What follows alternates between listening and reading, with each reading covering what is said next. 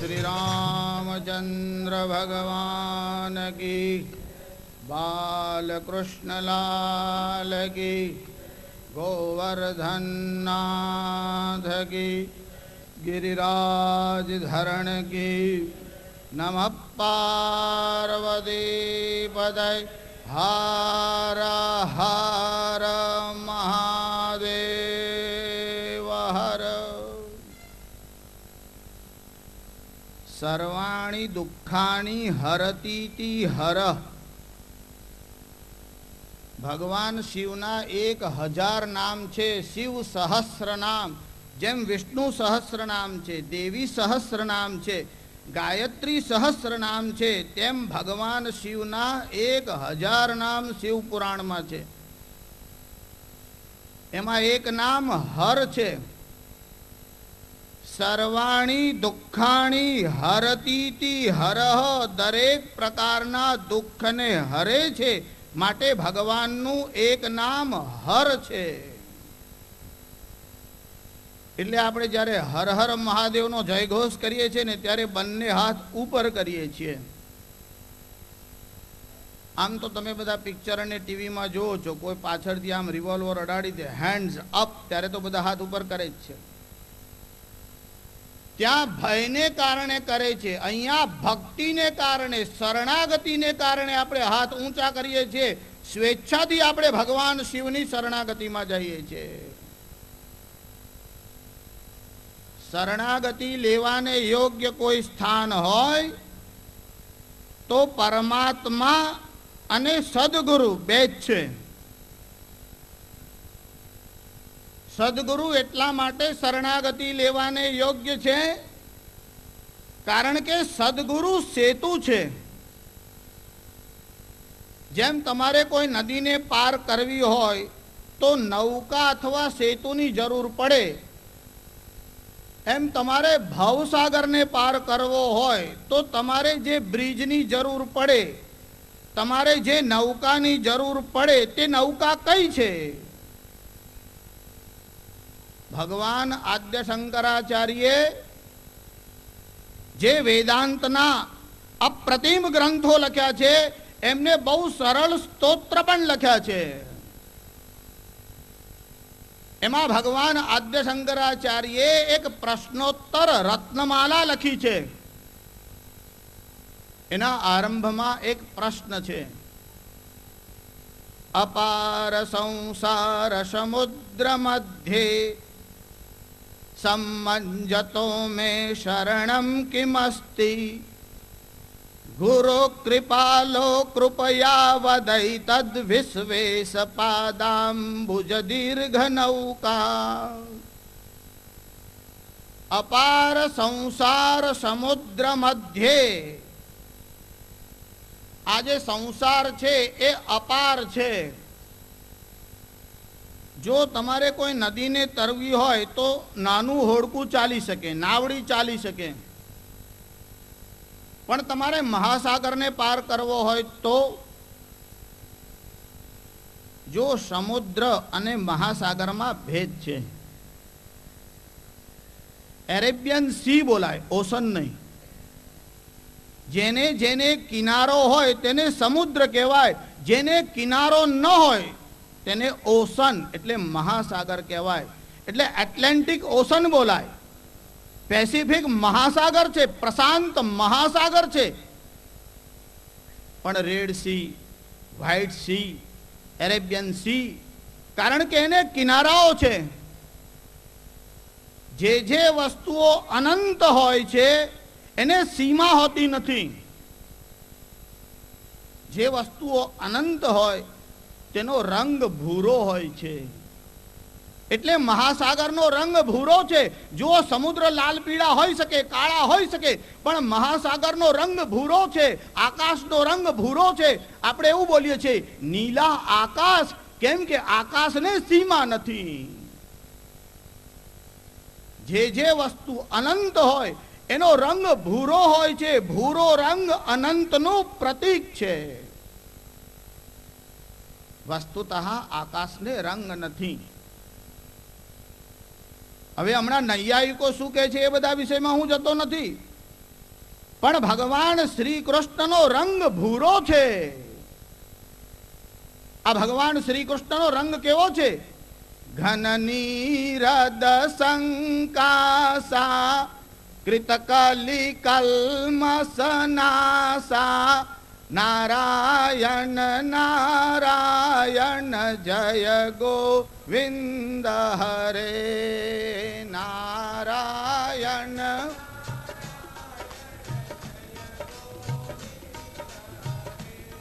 ઘન નીરદ, નીર એટલે જળ, અને નીરન દદાતી, જે જળ આપે છે તેને કહેવાય નીરદ. એ વાદળાઓનો રંગ ભૂરો છે. ભગવાન શ્રી કૃષ્ણનો રંગ ભૂરો છે. બાકી મનુષ્યમાં 4 જ રંગ હોય છે. કાં તો ગોરો હોય અને કાં તો કાળો હોય. એટલે કાળો હોય તો બ્લેક, ગોરો હોય તો વ્હાઈટ. એમાં જો શરીરમાં હૃષ્ટપૃષ્ટ અને લોહી બહુ હોય તો જરા પિંક એટલે ગુલાબી કલરનો દેખાય, અને લોહી ન હોય તો જરાક ફીકો એટલે પીળાશ પડતો યલોઈશ જેવો કલર દેખાય, એટલે સ્કિન કલર જેવો દેખાય. પિંક એટલે ગુલાબી કલર દેખાય, કાળો કલર દેખાય, અને ગૌર વર્ણનો દેખાય. તમે કોઈ ભૂરા મોઢાવાળો માણસ જોયો? હા શાસ્ત્રીજી, અહીંયા સર્કસમાં જોયો તો એ તો ઉપરથી કરામત કરી હોય, વાસ્તવમાં ન હોય. ભગવાન શ્રી કૃષ્ણનો રંગ ભૂરો છે. શ્રી કૃષ્ણ જગત ગુરુ છે. હવે તો બધા બહુ ગુરુઓ છે. બહવ ગુરવો લોકે. આ સંસારમાં બધા બહુ ગુરુઓના રાફડા ફાટેલા છે. અરે ભગવાનની સંખ્યા વધવા લાગી, ગુરુઓની વાત ક્યાં છે? બહવ ગુરવો લોકે શિષ્ય વિત્તાપહારકા. જે શિષ્યનું વિત્ત હરણ કરવામાં બહુ કુશળ છે. ક્વચિત તુ તત્ર દૃશ્યન્તે શિષ્ય ચિત્તાપહારકા. પણ શિષ્યના ચિત્તને હરણ કરે એવા ગુરુઓ તો કોઈક જ છે. આપણે ત્યાં ગુરુ સંસ્થા, ગુરુ પરંપરા જે ચાલે છે ઘણા વર્ષોથી ચાલે છે. કેટલાક સંપ્રદાયો અનિશ્વરવાદી છે, ઈશ્વરને માનતા નથી, પણ ગુરુને માને છે. એમને ત્યાં પણ ગુરુ ગાદી તો છે જ. હવે તમે મને કહો કે જો આ સંસારમાં આ જગતનો કોઈ રચયિતા એટલે ઈશ્વર ન હોય, ઈશ્વર શબ્દ ઈટ ધાતુથી બન્યો છે, એનો અર્થ થાય છે ટુ ગવર્ન, ટુ કંટ્રોલ. જે આખા બ્રહ્માંડને કંટ્રોલ કરવાનું સામર્થ્ય રાખે છે, એનું શાસન છે, એટલે એનું નામ ઈશ. એના પરથી ઈશાન શબ્દ આવ્યો છે. ઈશાન સર્વ વિદ્યાનામ. આખા જગતને જે ચલાવી શકવાનું સામર્થ્ય રાખે છે એનું નામ ઈશ્વર છે. આ માઇક એની મેળે અહીંયાથી ત્યાં જઈ શકે ખરું? એક ટેબલ એની મેળે ખસી શકે જો એને કોઈ ઉઠાવીને ખસેડનાર ન હોય? એક નાનામાં નાની વસ્તુ પણ, એક પથ્થર પણ જો એને કોઈ ફેંકનાર કે ખસેડનાર ન હોય તો એની મેળે ખસી શકતો નથી. જે લોકો વિજ્ઞાન ભણ્યા છે તેમને ખબર હશે. જે વિજ્ઞાનના વિદ્યાર્થી છે એની આધ્યાત્મમાં જલ્દી ગતિ થઈ શકે છે, એવું યાદ રાખો. એનું કારણ સાહિત્યમાં તમે આનંદ લઈ શકો અને કદાચ તમારી કલ્પનાઓના ઘોડાઓ પણ દોડાવી શકો. પણ સાયન્સ અને મેથ્સ આ બંને એવા સબ્જેક્ટ છે જે ઠોસ છે, એમાં ગપ્પા ન ચાલે. એટલે દુનિયાના જેટલા મહાત્માઓ થયા, સંત પુરુષો, એ બધા ગણિતમાં બહુ પાવરદાર હતા. ચાહે સ્વામી વિવેકાનંદ હોય કે રામતીર્થ હોય. સ્વામી રામતીર્થના 99 માર્ક આવ્યા હતા ગણિતમાં. એ પણ એટલા માટે કે તે દિવસે એવી પરંપરા હતી કે પૂરા માર્ક ન આપવા. એમ છેવટે અક્ષરના બાણે પણ 1 માર્ક કાપી લેવો કે બરાબર નથી અક્ષર. એનું કારણ ગણિત અને વિજ્ઞાનમાં ગપ ચાલતા નથી, એમાં ઠોસ વસ્તુ જોઈએ. એટલે વિજ્ઞાનનો વિદ્યાર્થી ભગવાનની નજીક જલ્દી જઈ શકે છે, બીજા નહીં જશે એવું નહીં. પણ વિજ્ઞાન અને આધ્યાત્મનો ભેદ ક્યાંથી આરંભ થાય છે? કોઈ પણ પદાર્થમાં જે મોશન એટલે ગતિ નિર્માણ થાય છે તે શાને કારણે થાય છે? કોઈ પણ પદાર્થ એટમ એટલે પરમાણુઓમાંથી બનેલો છે. જો અણુ અને પરમાણુના વિષયમાં કણાદે પોતાના વૈશેષિક દર્શનમાં બહુ ચર્ચા કરી છે. જે પરમાણુઓમાં ગતિ થાય છે એને કારણે એનર્જી નિર્માણ થાય છે એવો એક મત છે. પરમાણુઓમાં જે ગતિ થાય એને કારણે શક્તિ નિર્માણ થાય છે. પણ આધ્યાત્મ શાસ્ત્ર એવું કહે છે કે પરમાણુમાં ગતિ કેવી રીતે આવી? શક્તિને કારણે પરમાણુમાં ગતિ આવે છે કે પરમાણુની ગતિને કારણે શક્તિ નિર્માણ થાય છે? વાયુ આવે છે તેથી વૃક્ષ હાલે છે કે વૃક્ષ હાલે છે તેથી વાયુ આવે છે? આધ્યાત્મ શાસ્ત્રનો એવો ઠોસ મત છે કે શક્તિને કારણે પરમાણુમાં ગતિ આવે છે અને પછી જે નિર્માણ થાય છે એ એનર્જી રીપ્રોડ્યુસ થાય છે. નવી શક્તિ નિર્માણ થતી નથી અને શક્તિનો નાશ થતો નથી. હું થોડીક ભૂમિકા તમને એટલા માટે કહું છું કે જે અનિશ્વરવાદી લોકો છે, જેવું માને છે કે જળ પરમાણુઓમાંથી સૃષ્ટિ આપોઆપ નિર્માણ થઈ ગઈ, એમની વાતને કોઈ તર્ક કે શાસ્ત્રનો આધાર નથી. એક રાજા નાસ્તિક હતો. એનો જે પુત્ર હતો રાજકુમાર તે આસ્તિક હતો. સાધારણતયા તો સંસારમાં ઉલટું જોવામાં આવે, છોકરાઓ નાસ્તિક હોય. તમે એવું ના સમજશો કે જે બુઢ્ઢાઓ થઈ ગયા, ઉંમર વધી ગઈ, તે બધા આસ્તિક છે, બહુ ભક્ત છે. આવું માનવાનું કઈ કારણ નથી. ભગવાન મનુએ તો લખ્યું વાળ ધોળા થઈ ગયા અને કરચલીઓ પડી ગઈ એટલે જ્ઞાન વધી ગયું. આવું માનવાનું કઈ કારણ નથી. જ્ઞાનનો સંબંધ અવસ્થા સાથે છે જ નહીં. ભગવાન આદ્ય શંકરાચાર્યની ઉંમર કેટલી હતી?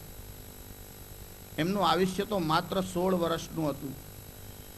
એ તો વેદવ્યાસ આવ્યા અને વેદવ્યાસના આશીર્વાદથી એમને બીજા 16 વર્ષનું આયુષ્ય આપ્યું. ત્યારે આદ્ય શંકરાચાર્ય 32 વર્ષ સુધી પોતાનું શરીર દેહ રાખ્યો. વિવેકાનંદની અવસ્થા કેટલી હતી? અરે ગુરોસ્તો મૌનમ વ્યાખ્યાનમ શિષ્યાસ્તુ છિન્ન સંશયા. વૃદ્ધ શિષ્યો ભેગા થયા છે. વૃદ્ધા શિષ્યો ગુરુ યુવા, અને ગુરુ યુવાન છે અને વેદાંતનું જ્ઞાન આપે છે. જે સનકાદી કુમારો છે તેમની અવસ્થા માત્ર 5 વર્ષની છે. પંચહાયન સંયુક્તા. આ સનકાદી કુમારો 5 વર્ષના છે અને એની સામે જે ભણવા બેઠા છે તે બધા ઋષિઓ વૃદ્ધ છે. આ સનકાદી કુમારોને વેદાંતનું જ્ઞાન સૌ પ્રથમ જો કોઈએ આપ્યું હોય તો ભગવાન શંકરે આપ્યું છે. જે લોકો અનિશ્વરવાદી છે અને ઈશ્વરને નથી માનતા, જો તમે ગુરુ પરંપરાને માનતા હશો તો જરા એમને પૂછો કે આ ગુરુની પરંપરાનો આરંભ ક્યારથી થયો?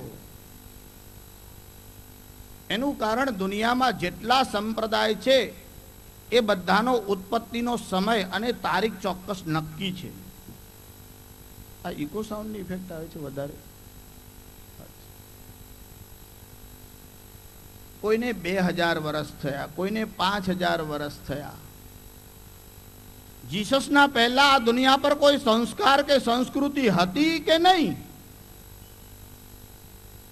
મોહમ્મદ 570 આવ્યા, એના પહેલા દુનિયા પર કોઈ કલ્ચર હતું કે નહીં? એ લાસ્ટ એટલે છેલ્લા પૈગંબર છે એવું તમે કહેતા હશો, પણ પહેલા છે કે કેમ એ તો પૂછો. પહેલા મૂસા આવ્યા. જે લોકો યહૂદી ધર્મનો અભ્યાસ કર્યો છે તેમને ખબર છે, કેમ કે ઈસાઈ અને મુસલમાન બંને પાછળથી આવ્યા અને તે યહૂદી ધર્મમાંથી આવ્યા છે. જ્યારે મૂસા આવ્યા ત્યારે કીધું બસ આ છેલ્લો, હવે કોઈ છે જ નહીં, આ જ અંતિમ પૈગંબર. પછી જીસસ આવ્યા. જે લોકો ટ્રેનમાં યાત્રા કરે છે એમાં ભીડ બહુ હોય એટલે દરવાજો બંધ કરી નાખે. સ્ટેશન ઉપર ગાડી ઊભી રહે તો બીજા કોઈને ઘૂસવા ન દે, પછી બહારથી પેલો ધક્કા મારે પણ આ ખોલે જ નહીં. એટલે કેટલાક લોકો આગળના ડબ્બામાં જાય, કોઈ પાછળના ડબ્બામાં જાય, પણ એક બે જણા એવા હોય ટીંગાઈ રહ્યા હોય, એટલે પાછા અંદરવાળાને દયા આવે એટલે પાછો દરવાજો ખોલે એટલે પેલો અંદર આવે. હવે જે અંદર આવે એ આગળના સ્ટેશન ઉપર પોતે પાછો બીજા ન ચડવા દે. બસ હવે હું છેલ્લો, હવે આગળ કોઈ નહીં, હવે ઇતિશ્રી, હવે એન્ડ આવી ગયો. મૂસા આવ્યા ત્યારે છેલ્લો પેગમ્બર હતો, પછી જીસસ આવ્યા, હવે એ છેલ્લો, હવે કોઈ નહીં. પછી મોહમ્મદ આવ્યા, હવે આ છેલ્લો, હવે કોઈ નહીં. કેવળ સનાતન ધર્મમાં જ આટલી ઉદારતા છે. અમારે ત્યાં રામથી આ ધર્મનો આરંભ થયો નહીં, રામના પહેલા પણ અવતારો છે અને કૃષ્ણ અને બુદ્ધના પછી પણ છે અને હજુ કલ્કી અવતાર થશે એવી માન્યતા છે. અને તે વેદવ્યાસે ભાગવતમાં લખ્યું માટે સત્ય હકીકત છે. અમારે ત્યાં મત્સ્ય, કુર્મ, વરાહ, નૃસિંહ, વામન, પરશુરામ, રામ, કૃષ્ણ, બુદ્ધ, કલ્કી, અરે અમારે ત્યાં તો 24 અવતારો થયા અને હજુ કેટલાય અવતારો થશે. જ્યારે જ્યારે આવશ્યકતા પડશે ત્યારે ત્યારે ભગવાન અવતાર લઈને આવશે. ભગવાન શંકર દક્ષિણા મૂર્તિનું રૂપ લઈને આવ્યા અને સનકાદી કુમારોને વેદાંતનો બોધ આપ્યો. આદિ ગુરુ ભગવાન શંકર છે. જે લોકો આખી દુનિયાને ડાપણ શીખવાડવા નીકળ્યા છે એમને કહો કે તમારા બાપ દાદાના નામ યાદ છે ખરા? કે જે પોતે લાવારિસ છે એ તમારી ઉંમર નક્કી કરવા નીકળ્યા છે. હા, છોકરાની જન્મ તારીખ એના બાપને ખબર હોય અથવા ભૂલી ગયો હોય, પણ એનો બાપ કહી શકે કે આ દિવસે જન્મ થયો. પણ છોકરો નક્કી કરે કે બાપ ક્યારે જન્મ્યો તો?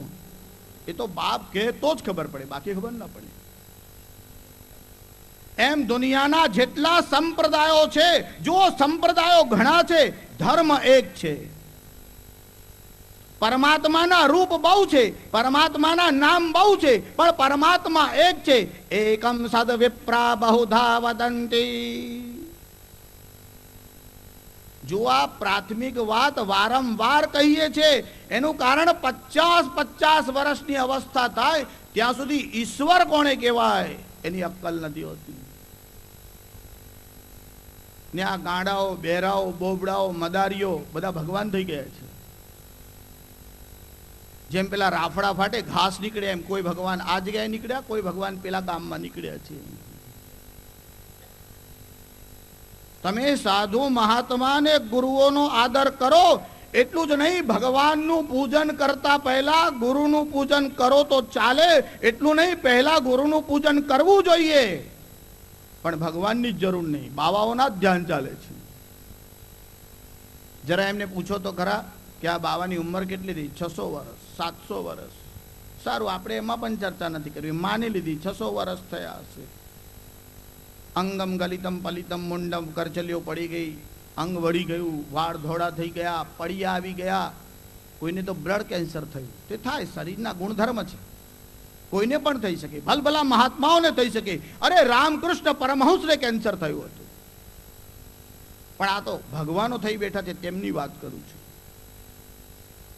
કોઈ મહાભારતમાં 96,244 શ્લોકમાં એક ઠેકાણે એવું નથી આવતું કે શ્રી કૃષ્ણનું માથું દુખ્યું એવું. વાંચ્યું કોઈએ? રાવણને તો 10 માથા હતા, બહુ ત્રાસ થાય, કેવું પડે 3 નંબરના માથા પર વિક્સ લગાડો, નહીં તો ખબર કેવી રીતે પડે કયું માથું દુખે છે. અને એનું હેલ્થ બહુ સારું હતું, એનું કારણ શંકરની ઉપાસના કરતો હતો. એટલું નહીં, રાવણ પાસે જે શિવલિંગ હતું તે મેગ્નેટનું હતું. એને ત્યારે પુરુષ અને સ્ત્રીના અંગોપાંગ પુષ્ટ થાય એટલે એનામાં વિકાર આવે છે. તમે રામની દાઢી જોઈ, કૃષ્ણની દાઢી જોઈ? એનું કારણ ભગવાનને વિકાર આવતો જ નથી. અસ્થિ જાયતે વર્ધતે, ભગવાન વધી શકે છે, એમાં વિકાર આવતો નથી. એટલે 3 જ વિકાર આવે, કેવળ અસ્થિ જાયતે વર્ધતે.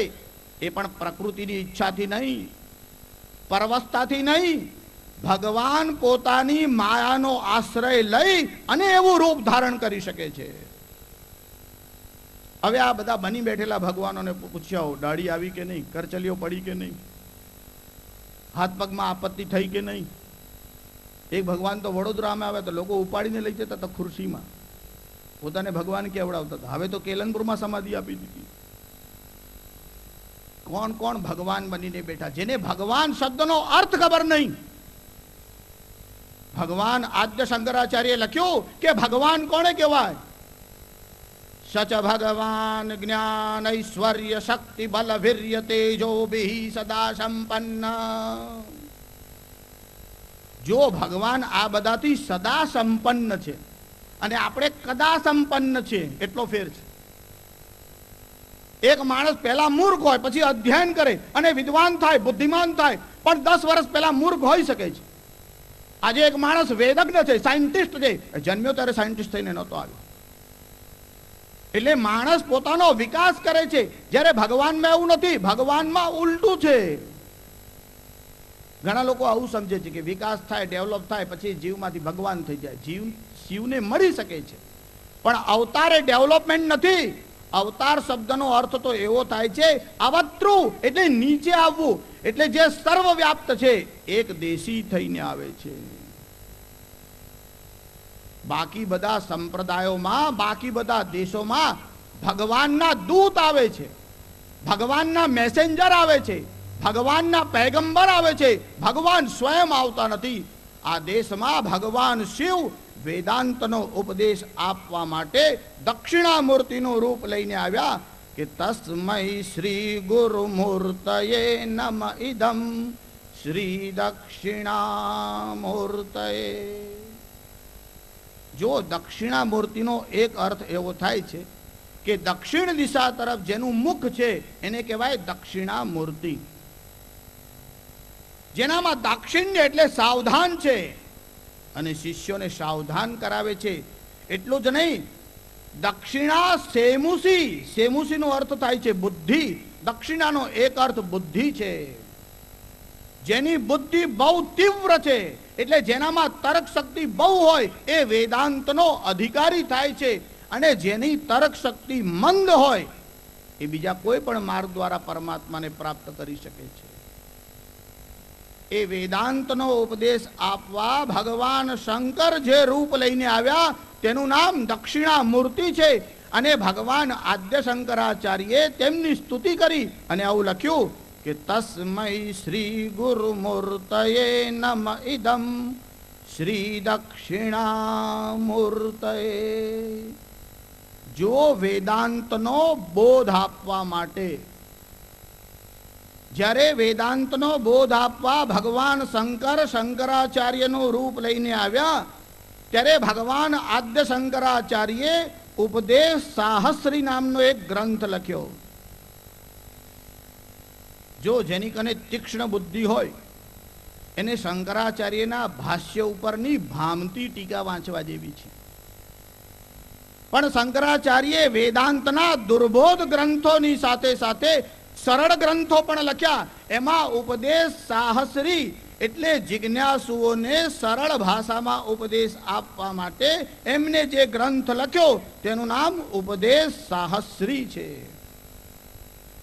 એમાં ભગવાન આદ્ય શંકરાચાર્ય લખ્યું કે જો તમારે બ્રહ્મ વિદ્યા પ્રાપ્ત કરવી હોય તો તમારામાં આટલા આટલા ગુણ હોવા જોઈએ. અમાનિત્વાદિ ગુણંચ જ્ઞાનોપાયમ સમ્યક ગ્રાહયેત. જો આ ભગવાન શંકરાચાર્યનો આદેશ છે. અમાનિત્વાદી એટલે કયા કયા? જો ભગવાન આદ્ય શંકરાચાર્ય ખાલી એક જ સૂત્ર લખ્યું અમાનિત્વાદી એટલે એટસેટ્રા, પણ આગળના કયા?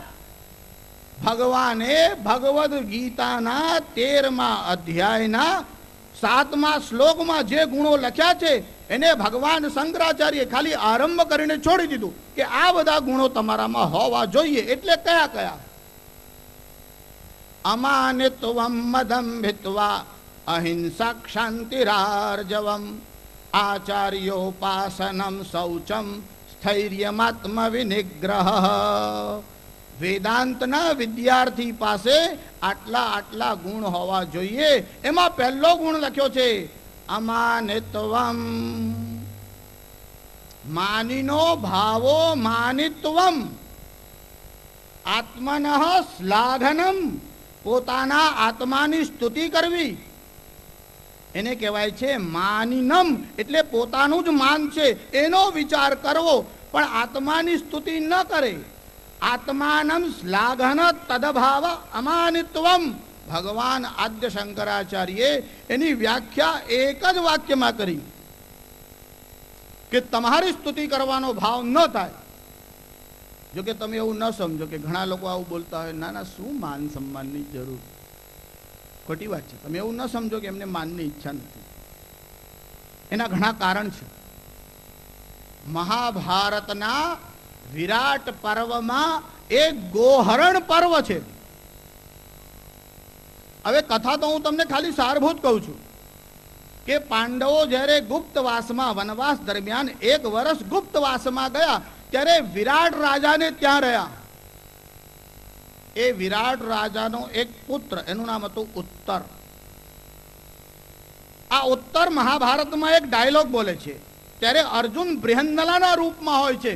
જો અર્જુન પોતે છુપા વેશમાં રહે છે એટલે નાચવા અને ગાવાનું શીખવાડે છે, એટલે અર્જુન સ્ત્રીના વેશમાં છે, નપુંસકના રૂપમાં છે. એટલે આ બૃહન્નલાને તું કેવી છે આવું રીતે સંબોધન કરવામાં આવતું હતું.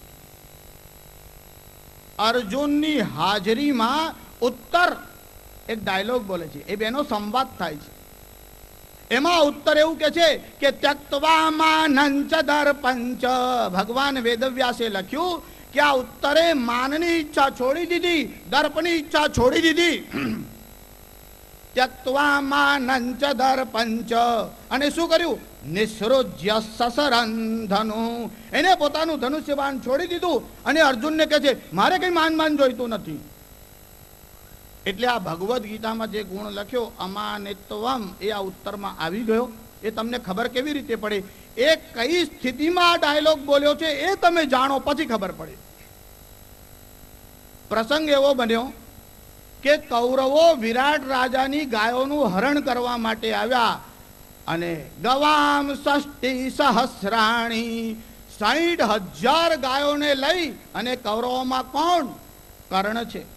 એનું નામ એટલા માટે પહેલા આપું છું, આમ તો પિતામહ ભીષ્મ અને આચાર્ય દ્રોણ હતા, પણ કૌરવોએ જ્યારે ગાય હરણ માટેનું આ એક ષડયંત્ર બનાવ્યું ત્યારે સંમતિ આપવા વાળો કર્ણ પહેલો હતો, એટલે કર્ણનું નામ લઉં છું. એમાં ત્રિગર્તોએ સાથ આપ્યો હતો. બધી કથા બહુ લાંબી કહેતો નથી. મારે એવું કહેવાનું છે 60,000 ગાયોને લઈ અને આ પિતામહ ભીષ્મ, આચાર્ય દ્રોણ, કર્ણ, આ બધા મહારથીઓ જ્યારે ગાયને લઈ અને ચારે તરફ પોતાના રથ લઈ અને ગાયોને ઘેરીને જતા હતા ત્યારે ગાયોની સેવા કરવા વાળો સહદેવ, ગોપાધ્યક્ષ એટલે ગોધનનું રક્ષણ કરવા વાળો હતો. જો ગોધન એ મોટામાં મોટું ધન છે. એટલે વેદવ્યાસે આ પ્રસંગમાં લખ્યું કે ગોધનમ રાષ્ટ્રવર્ધનમ.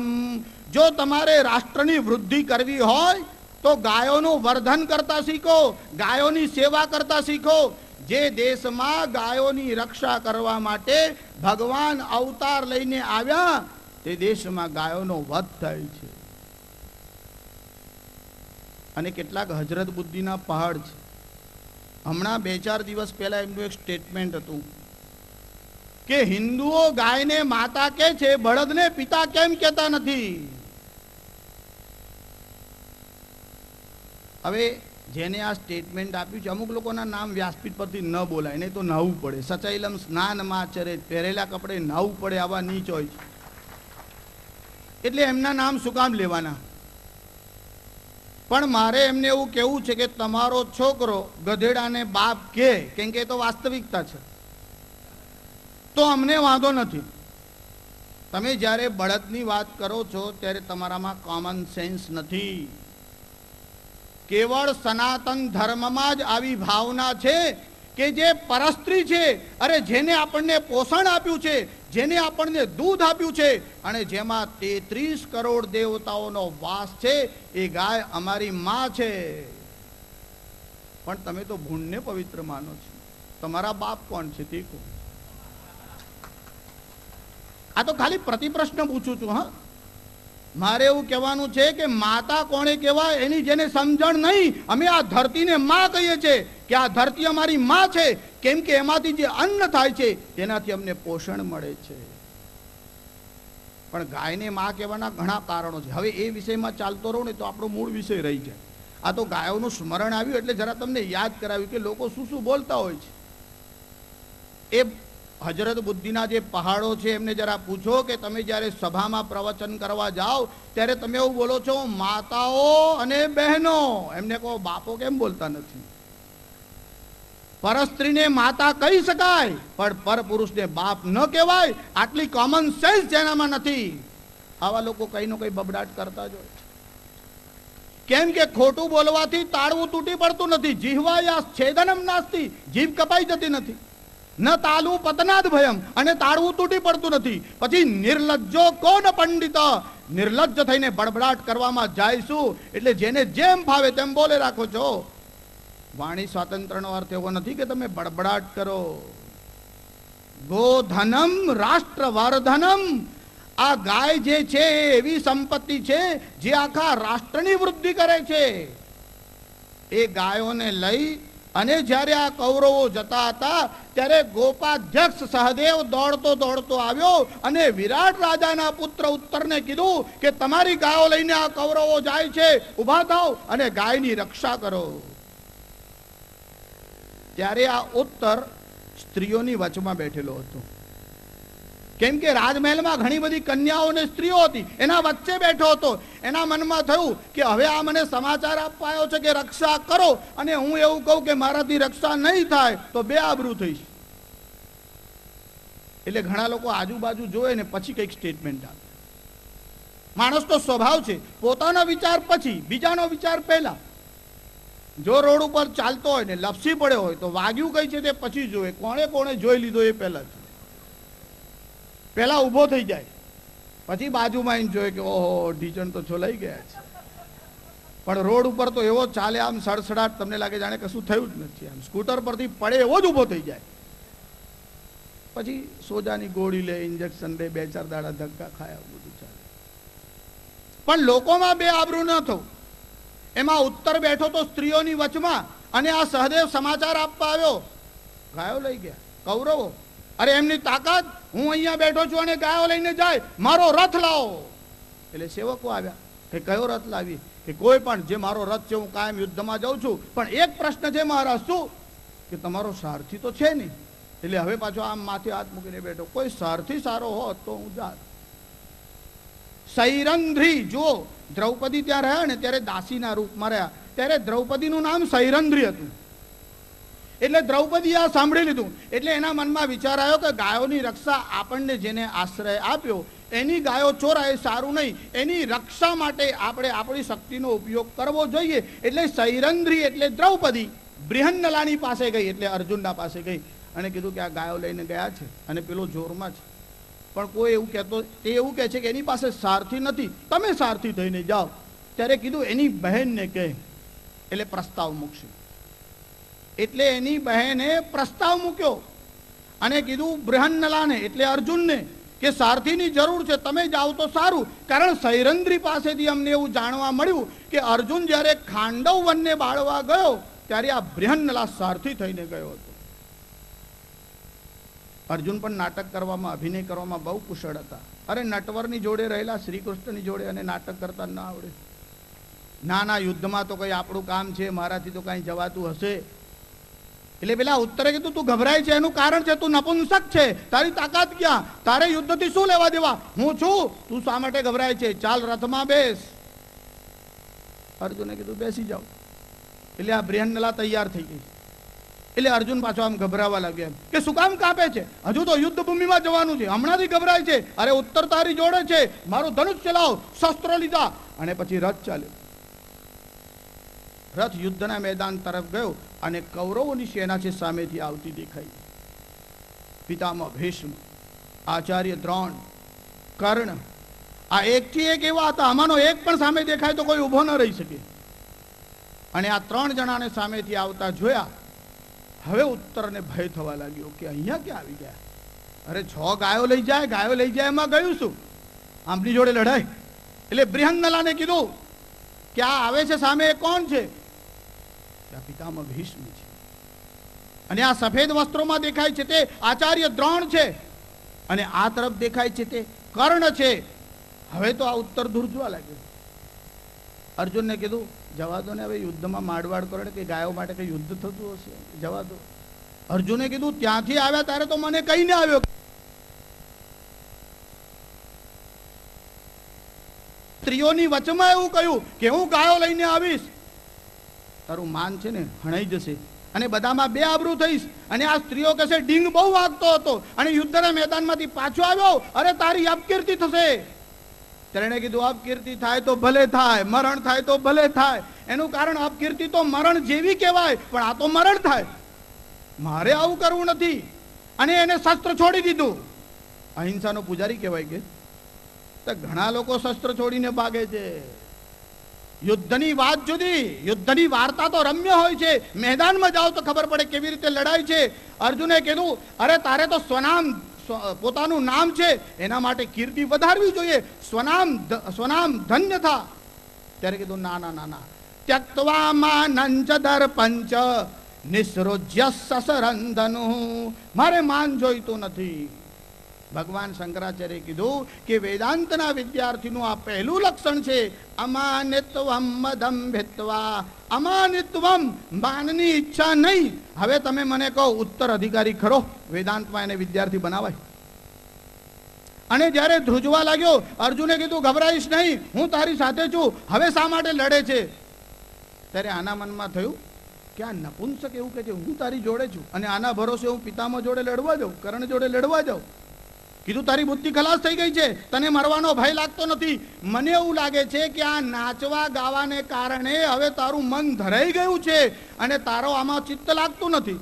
એટલે તને મરણની બીક થઈ નથી કે મરણ થાય તો ભલે, આ લપમાંથી છૂટીશું. હજુ મારે તો જીવવાનું બાકી છે. હજુ તો મેં જીવનમાં કોઈ મોજશોખ કર્યા નથી, મેં કોઈ સુખ ભોગવ્યું નથી, એટલે મારે મરવાની ઈચ્છા નથી.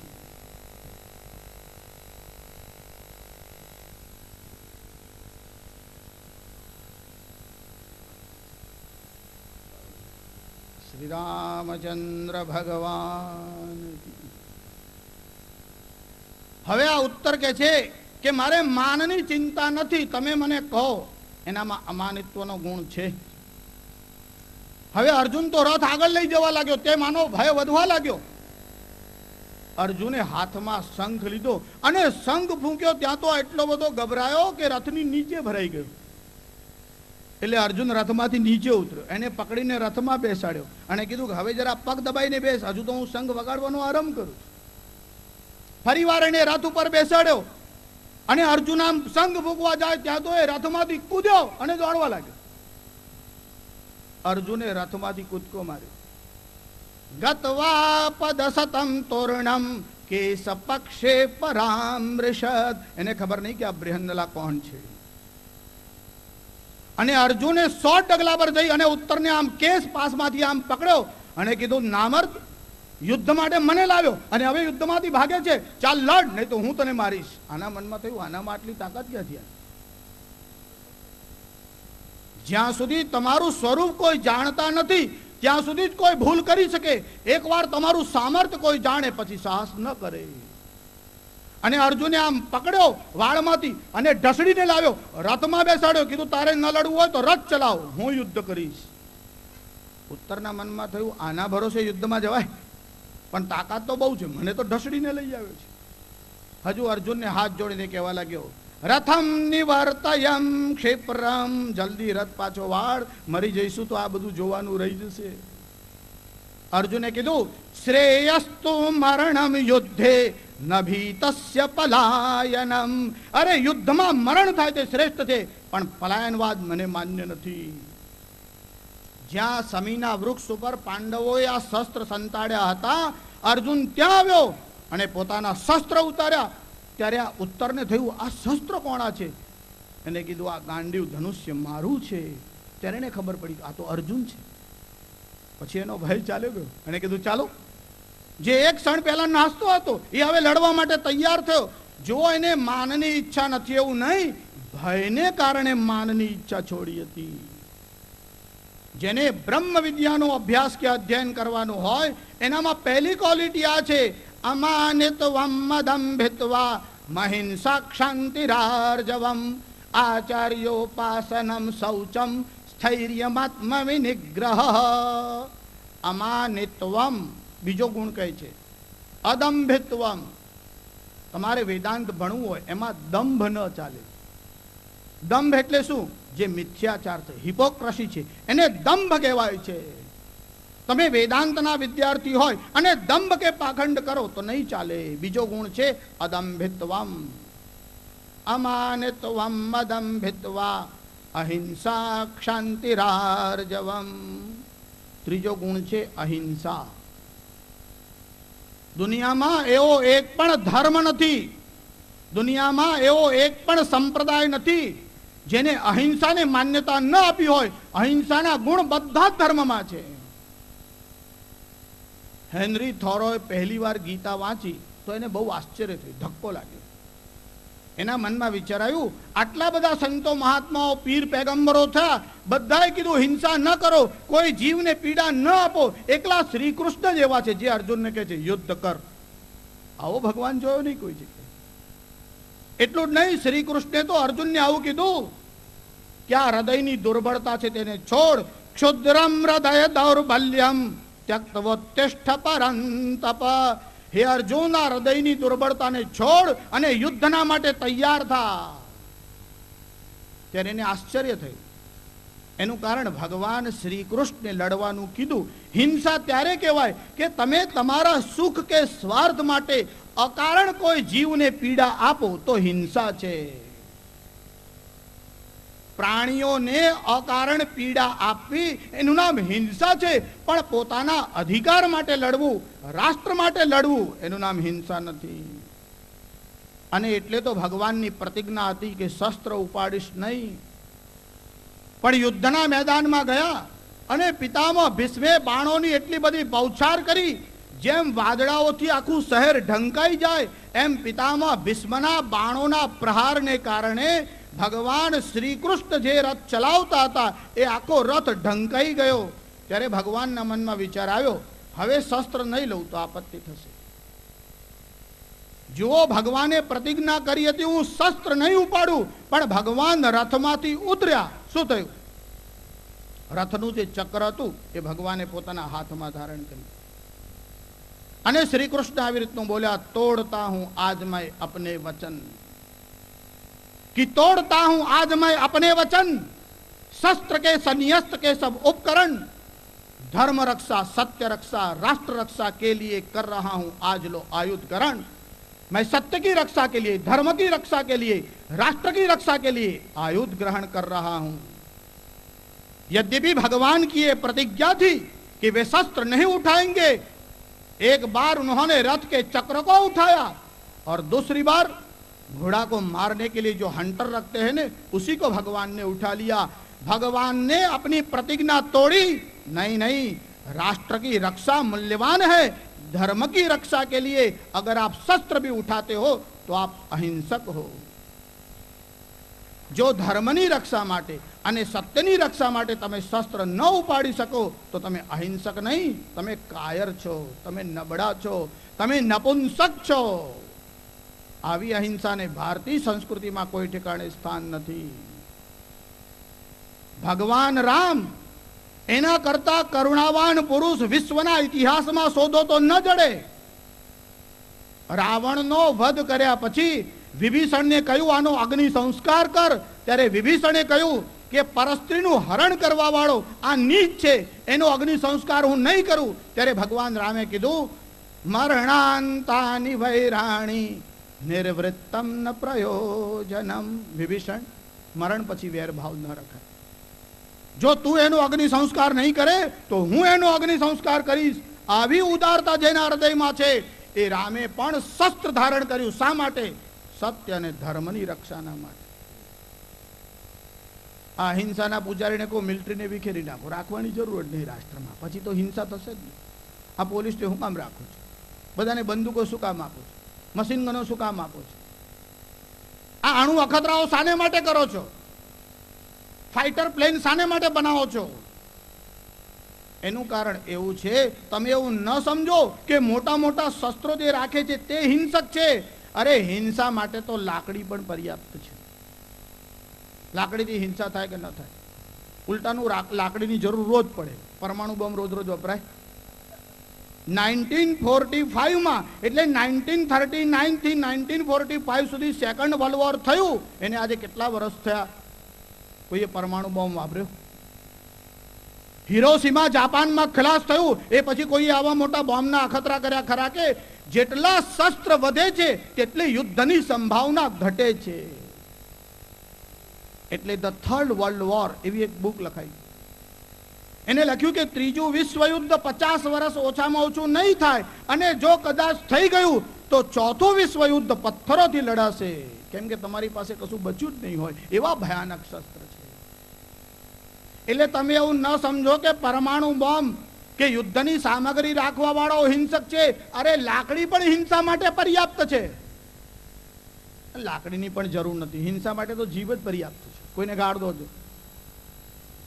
અરે લોકો એવું બોલતા હોય છે, વગર એસિડે કોઈને સળગાવી નાખે એવું બોલતા હોય. હિંસા માટે તો શસ્ત્રની પણ જરૂર નહીં, ખાલી જીભ પર્યાપ્ત છે. પણ શાસ્ત્રીજી કોઈ ગુંગો હોય તો પણ હિંસા કરી શકે. ખાલી હાથને જીભથી આમ ચાળા કરે ને તો પણ સામેવાળાને ક્રોધ લાવી દે. ગુંગાઓ હિંસા કરી શકે, અપાહિત કરી શકે, લૂલા લંગડા કરી શકે. હિંસા કરવા માટે બહુ તાકાત વાળો હોય ને મોટા શસ્ત્ર વાળો હોય, આ ખોટી કલ્પના છે.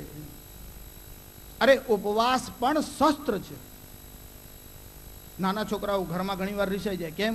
સ્કૂટર લાવું છું, પપ્પા ના પાડે, નહીં જમે, મોડું ભૂલાઈ દે, સાંજ સુધી રાહ જોઈએ, પછી મમ્મી પપ્પા ખાઈ લે ખભા ચડાવે. બહુ ભૂખ લાગી હોય પણ પહેલા કન્ડિશન કરે, સ્કૂટર લાવશો? હવે સ્કૂટર તો લાવીશું. ના, હા કહો તો જ જમું. બોલો શસ્ત્ર થયું કે નહીં? એનાથી મા બાપને ત્રાસ થાય કે નહીં? એ પણ હિંસા છે. તમે એવું ન સમજો. બધા જ લોકોમાં હિંસક મનોવૃત્તિ છે, પણ એનો ઉપયોગ ક્યાં કરવાનો આટલી સમજણ રાખવાની જરૂર છે. એટલે અનાડીના હાથમાં શસ્ત્ર ના આપો. જેને શસ્ત્ર એટલે સેન્સ હોય તેને શસ્ત્ર અપાય, ગમે તેને શસ્ત્ર ન આપો. એક પોલીસ ઇન્સ્પેક્ટર પણ પૂજા કરતા, એમનો નિયમ ચોક્કસ, પૂજા કર્યા વગર જવાનું જ નહીં. એકવાર પૂજા કરવા બેઠા અને આ કોન્સ્ટેબલો હતા એ કોઈને પકડી લાયા. હવે પેલાને લઈ આવ્યા પણ પેલો સાચું બોલતો નહોતો. સાહેબ પૂજામાં બેઠેલા અને પૂજામાં મૌન રાખ્યું. ઘણા લોકો પાછા નિયમમાં બહુ પાકા. એટલે પેલો કોન્સ્ટેબલ આવ્યો, પેલાને આમ બહાર બેસાડ્યો. એટલે સાહેબને મૌન, પણ પેલાને તો બોલવાની છૂટ ને. એ સાહેબ પકડી લાવ્યા છે, રાતનો લાવ્યા છે, કશું બોલતો જ નથી. એ સાહેબે આમ ઇશારો કર્યો પણ પેલો સમજો નહીં.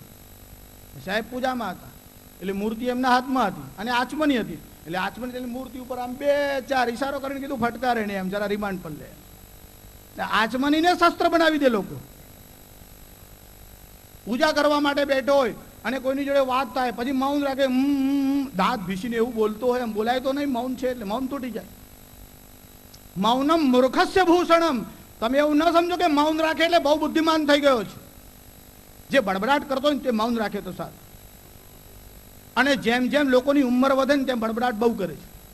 એમને આખા ગામની ચિંતા, આખા ઘરની ચિંતા, આનું શું તેનું શું. તું રામ રામ કર.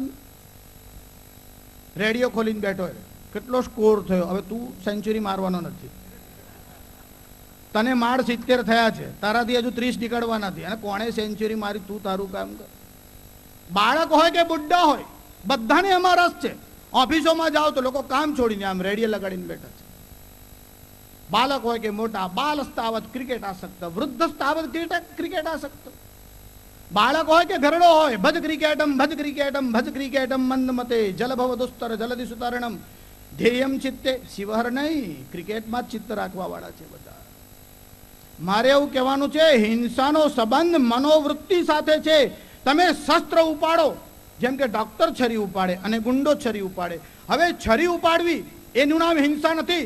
ડોક્ટર તમને ગોળી વાગી હોય અને જો એ કાપીને ગોળીને બહાર કાઢે, ડોક્ટર પણ છરી ચલાવે અને ગુંડો પણ છરી ચલાવે. છરી બંને ચલાવે છે, પણ ડોક્ટર અહિંસક છે અને પેલો હિંસક છે. એટલે શસ્ત્રની નિંદા કરીને નહીં ચાલે. શસ્ત્ર વગર દુનિયામાં કોઈને ચાલ્યું નહીં. જ્યારથી આ પૃથ્વીની ઉત્પત્તિ થઈ ત્યારથી લઈને આજ સુધી બધાને શસ્ત્રની જરૂર પડી છે. શસ્ત્રની નિંદા ન કરો, પણ શસ્ત્ર ક્યાં વાપરવાનું એની સમજણ રાખો. અમારા કોઈ દેવતા શસ્ત્ર વગરના છે? અરે દેવતાની વાત જવા દો, અમારા દેવીઓની જરા કાલીનું સ્મરણ કરો છો, શસ્ત્ર છે કે નહીં? કેટલા શસ્ત્ર છે મહાકાલીના હાથમાં? અરે આ બ્રાહ્મણો જ્યારે પૂજા કરવા માટે બેસે તો કે આપણે ફૂલ ચોખા ચડે, બ્રાહ્મણ શું બોલે કોણે ખબર? એને અર્થની ખબર હોય તો સારું, પેલા સાંભળવા વાળાની તો ખબર દૂરની વાત છે. પણ બ્રાહ્મણો પૂજા કરાવે ત્યારે એવું બોલે, શાયુધમ સશક્તિકમ આવાહયામિ સ્થાપયામિ.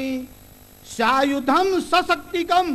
અમારે ત્યાં જે દેવતાઓ આવે તે કેવા હોય? શાયુધમ, આયુધ સાથે આવે, આમને એમ ના આવે. અમારા એકે દેવતા શસ્ત્ર વગરના નહીં. રામ હોય તો પણ બાણ રાખે છે ને, શંકર સ્મશાનમાં બેસે તો પણ ત્રિશુલ રાખે. અરે રામજીનો સ્વભાવ તો એવો છે કે બાણ પોતાના ખભા ઉપર જ રાખે છે.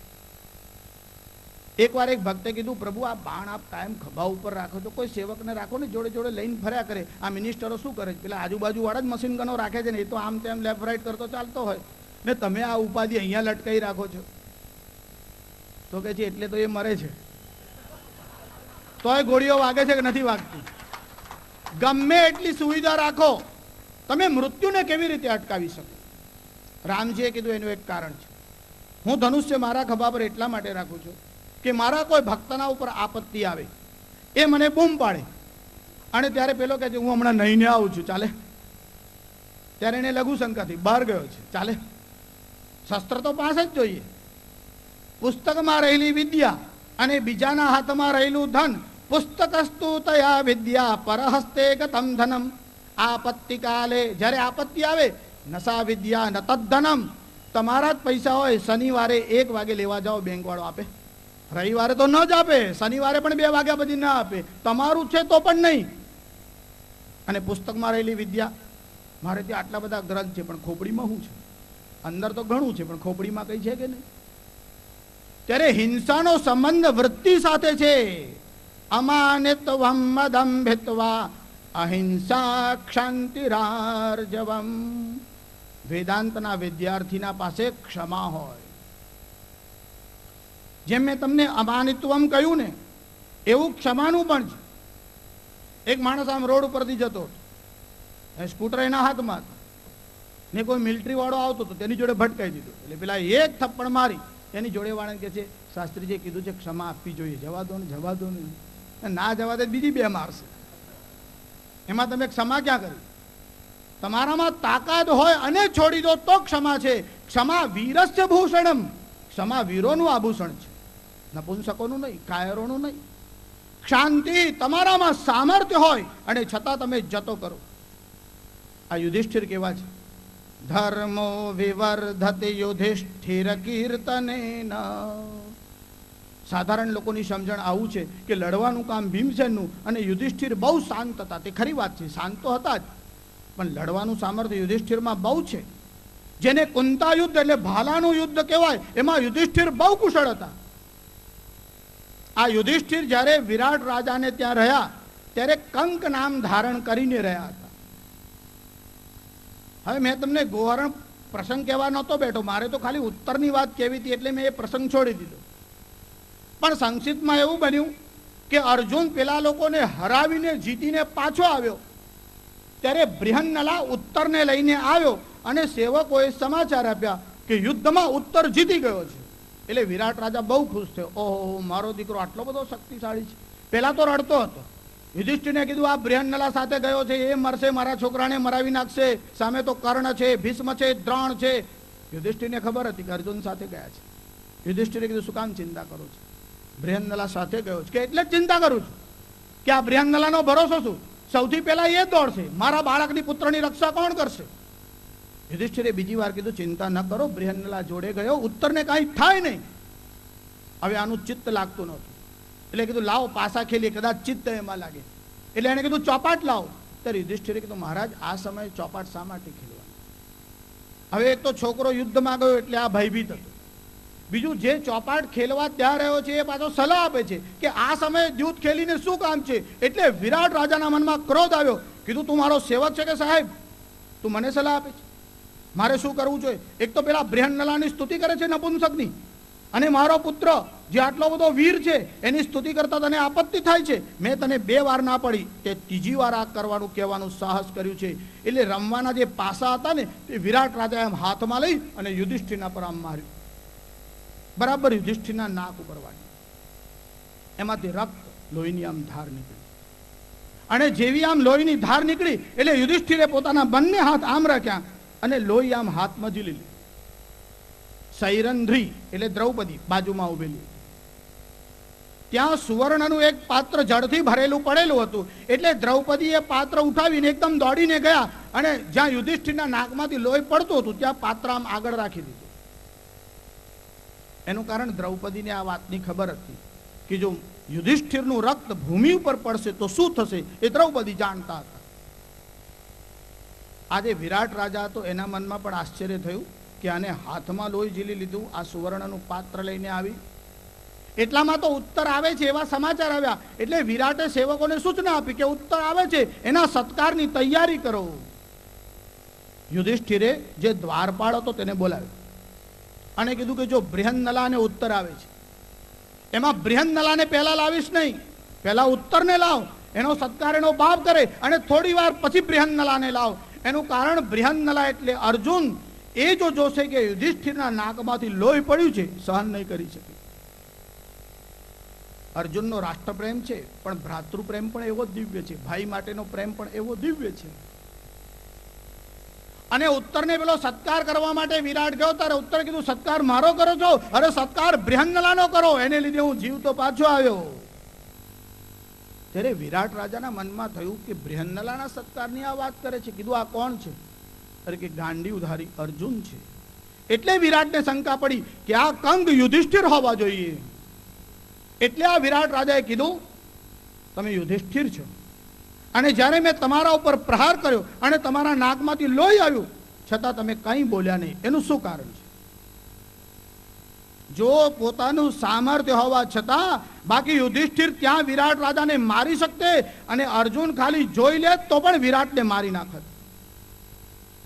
યુધિષ્ઠિરે કીધું આ અર્જુને આવી પ્રતિજ્ઞા કરેલી છે, યો મમાંગે વૃણમ કોરિયાત, જે મારા અંગમાં ઘા કરે અને છોણિતમ વાપી દર્શયેત, અથવા તો મારા શરીરમાંથી લોહીનું એક ટીપું પણ જો જમીનના ઉપર પડે, અન્યત્ર સંગ્રામ અગમાત, સંગ્રામમાં એટલે યુદ્ધ ભૂમિમાં થાય તો જુદી વાત છે, પણ યુદ્ધ સિવાય યુધિષ્ઠિરના નાકમાંથી કે શરીરમાં કોઈ ઘા કરે કે રક્તનું એક ટીપું પણ જમીનના ઉપર પડવા દે, નસ જીવેત કથંચન, એને હું જીવ તો છોડીશ નહીં, એવી અર્જુનની પ્રતિજ્ઞા હતી. અને જો અર્જુન જોઈ જાય કે આના નાકમાંથી લોહી પડ્યું છે તો વિરાટમ ઇહસામાત્યમ, આ વિરાટ રાજાને તેના અમાત્ય અને લશ્કર સાથે મારી નાખતે. એટલે જેને ત્યાં આશ્રય લઈને રહ્યા છે એની રક્ષા કરવાના માટે યુધિષ્ઠિરે સહન કર્યું, અર્જુનને જાણવા ન દીધું. આવું સામર્થ્ય હોવા છતાં પણ વિરાટ રાજાને ક્ષમા આપી, એને કહેવાય ક્ષમા. અમાનેત્વમ મદંભિત્વા મહિંસા ક્ષાંતિરાર્જવમ આચાર્યોપાસનમ શૌચમ સ્થૈર્યમાત્મ વિનિગ્રહ. વેદાંતના વિદ્યાર્થી માટે બીજો એક સદગુણ લખ્યો છે, જો બધા બોલતો બેસું તો પાર ના આવે. ઘડિયાળ પણ જોઉં છું અને વિષયનું પણ ધ્યાન રાખું છું. આચાર્યોપાસનમ, વેદાંતના વિદ્યાર્થીનું લક્ષણ છે કે આચાર્યની એટલે ગુરુની સેવા કરે. આચાર્યોપાસનમ શૌચમ, અને આચાર્યની સેવા કરે એટલે શું કરે? તમે એવું ન સમજો કે ખાલી પગ પકડી રાખવા એનું જ નામ સેવા છે. એક શિષ્ય આમ પગ દબાવતો હતો, ગુરુએ કીધું બહાર વરસાદ પડતો એવું લાગે છે, હવે આને ત્યાંથી ઉઠવું નહોતું. કે ના ગુરુદેવ વરસાદ નથી પડતો, પણ જરા જોઈ તો આવ. કે ના ના નથી પડતો. તને કેવી રીતે ખબર પડી? એ ગુરુદેવ હમણાં એક બિલાડી બહારથી અંદર આવી, મેં એના પેટ પર હાથ ફેર્યો, જો બહાર વરસાદ પડતો હોત તો બિલાડીનું પેટ ભીનું હોત ને મારો હાથ ભીનો થાત, પણ બિલાડીના પેટ પર હાથ ફેરવ્યા પછી મારો હાથ કોરો રહ્યો એટલે બહાર વરસાદ પડતો નથી. ગુરુદેવના મનમાં થયું કાંઈ વાંધો નહીં. કીધું જો પેલા બાજુના રૂમમાં લાઇટ બંધ કરી આવો. કે ના ગુરુદેવ લાઇટ બળતી જ નથી ત્યાં. પણ તને અહીંથી ઉઠ્યા વગર ખબર કેવી રીતે પડી? ના ના ગુરુદેવ ત્યાં લાઇટ બળતી જ નથી એમ કે. પણ તું જોઈ તો કે ના પેલી બારી છે ને એમાં તિરાડ છે. જો લાઇટ બળતી હોત ને તો તિરાડમાંથી પ્રકાશ આવત, પણ એમાંથી પ્રકાશ આવતો નથી. અને ગુરુજી તમે તો કહ્યું કે વેદાંતનો વિદ્યાર્થીનો લોજિક પાવરફુલ હોવું જોઈએ, એટલે મેં બેઠા બેઠા અનુમાન કરી લીધું ત્યાં લાઇટ બળતી નથી. ગુરુજી કીધું કાંઈ વાંધો નહીં, એક ગ્લાસ પાણી લાવો. ગુરુદેવ બે કામ મેં કર્યા, એક આપ ના કરી લો જાતે. બે કામ તો એને બેઠા બેઠા જ કરી નાખ્યા. આ ધૈર્ય નથી, આ સેવાનું લક્ષણ નથી. કેટલાક લોકો તો ધૈર્ય અને પ્રમાદનો ભેદ જાણતા નથી. એક શિક્ષકે વિદ્યાર્થીને બોલાવીને કીધું જો આ લેટર છે ને ડ્રોપ કરી આવજો, જરા અર્જન્ટ છે. કે સારું સાહેબ. ગયો. 2 દિવસ પછી આવ્યો કે પેલો લેટર ડ્રોપ કરી આવ. સાહેબ તમે તો બહુ અધીરા, લો ઉતાવળ હોય તો જાતે નાખી દેજો. 2 દાડા પછી કાઢીને આપ્યો. આપણે તો ધીરજથી થશે, તમે તો શીખવાડેલું કે ધીરજથી કામ કરવું, અને ધૈર્ય કહેવાય. કે આપણે ધૈર્ય, ક્ષમા આ બધાના કઈ ભળતા ભળતા દર્દ સમજતા રહેલા છે. અહિંસાનું પણ આવું જ ભૂત આપણા મગજમાં ભરાયેલું છે. આચાર્યોપાસનમ શૌચમ, આચાર્યની ઉપાસના કરવાની. મહાભારતમાં એક ઘટના આવે છે. આચાર્ય દ્રોણ ગંગા નદીમાં સ્નાન કરવા ગયા. તો શિષ્યોએ કીધું ગુરુદેવ આપની સાથે આવીશું તો અમને પણ આનંદ થશે, ગંગા સ્નાનનો પણ આનંદ થશે, અને આપ સ્નાન કરતા કરતા પણ કોઈ યુક્તિ શીખવાડી દેશે. દ્રોણાચાર્ય કીધું ચાલો. એટલે શિષ્યો સાથે ગયા. એમાં કૌરવો પાંડવો બધા ભેગા હતા. હવે સ્નાન કરવા ગયા. શિષ્યોને કીધું તમે બધા જાઓ, હું આવું છું. આચાર્ય જાણી જોઈને શિષ્યોને જરાક આમ બહાર મોકલ્યા. એટલામાં એક મગર ત્યાં આવ્યો અને આચાર્ય દ્રોણની જંઘા આમ પકડી. હવે આચાર્ય દ્રોણનું સામર્થ્ય કેવું હતું એ તમને હમણાં હું શું કહું. આચાર્ય દ્રોણ યુદ્ધ ભૂમિમાં ગયા ત્યારે એમની અવસ્થા 85 વર્ષની હતી. પણ જ્યારે બાણ છોડતા હતા ત્યારે એવું લાગતું હતું કે કોઈ 16 વર્ષનો યુવાન બાણ છોડતો હોય. એનું કારણ એ બાણ લે છે ક્યારે અને ધનુષ્ય ઉપર મૂકે છે ક્યારે એ દેખાતું જ નથી. જેમ મશીન ગનમાંથી ગોળીઓ આવતી હોય તો તમારા કેમેરામાં આવે એ તો સડસડાટ. આચાર્ય દ્રોણની સ્ફૂર્તિ આવી હતી. એ ધારત તો મગરથી પોતાની રક્ષા કરી શકાત, પણ આચાર્ય દ્રોણે જોરથી આમ બૂમ પાડી અને કીધું આ મગરથી મારી જંગાને છોડાવો. એમાં કેટલાક અંદર ઊભા હતા, એ બહાર દોડવા લાગ્યા. એમને થયું કે આમને છોડાવો જે મગર કઈ આપણને પકડે તો.